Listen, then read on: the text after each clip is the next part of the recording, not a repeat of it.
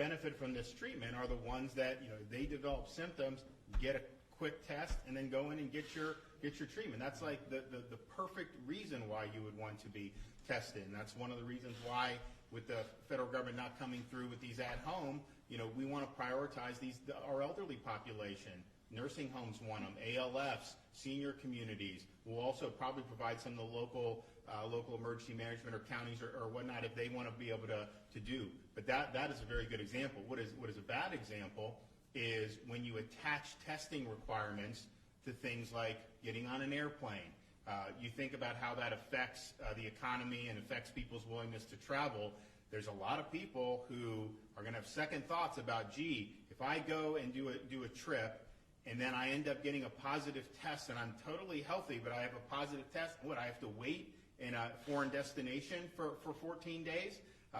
Testing, forcing healthy people to test to go back to work does not make sense. And so for clinical reasons, that's the whole purpose of it, and that's where we want the testing to go. I mean, as Joe said, you do have people when the kind of the hysteria gets going, you'll have certain people that will go out and will just get tested all the time at some of these sites, and that's not a good use of resources. And so he's going to put out guidance that talks about some of the examples where it makes sense, where it doesn't. But I do think he's 100% right.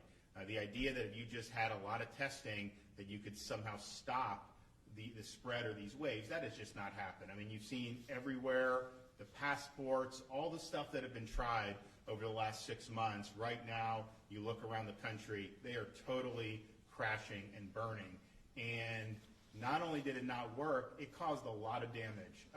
It promoted divisions in our society when you're trying to create effectively second-class citizens based on whether you got a shot or not. We've never done that before in the United States, and I think it's been used in ways that we're going to definitely regret for a lot of times. And it wouldn't be worth doing that even if you could show modest benefit, but you see no benefit.